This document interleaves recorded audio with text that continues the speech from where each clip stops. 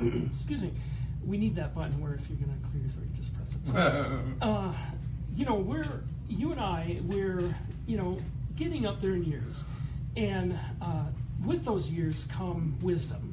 And Kirk personally sent us a question he'd like you to discuss. And do you mind if I bring that up? No, please. And being of our age, what advice do you have for young and up and coming artists? Any words of caution, mistakes to avoid, something like that? Because he wrote in his email, actually, it's quite possible we'll have students listening.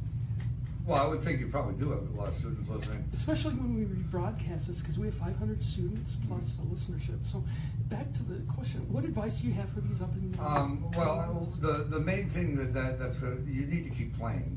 You're going to be discouraged by everything from, I don't want to insist that you disobey your parents or anything like this, or your peers, but generally it's not the choice for people to become musicians.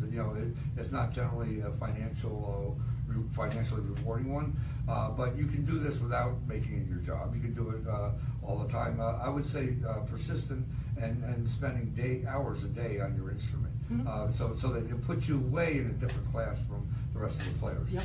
And you know what I found being 54 is that you just got to be persistent, be good. You have to practice a lot because you're competing with the younger generation, but you have to be persistent and not necessarily listen to all or take to heart the criticism you hear simply because we're about 20, 30 years older than the younger crowd. So, well, if they don't want to take my word for it, there's a kid named Conrad Varela who's a guitar player who's just turned 17.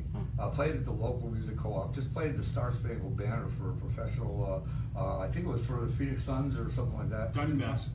Okay, and he is just a shredder. I mean, he can bury people like Ingve alive, and I would get my fingers stuck in the strings trying to copy him.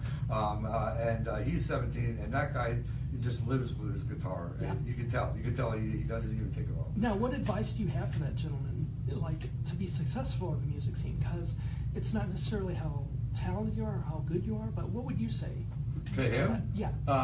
I'm watching him to get my own advice, but no, he's doing everything right. I would say just play as much as you can. There is no overplaying. You might be able to overplay as a band or play the same clubs too much, but there's no possible way you can play too much.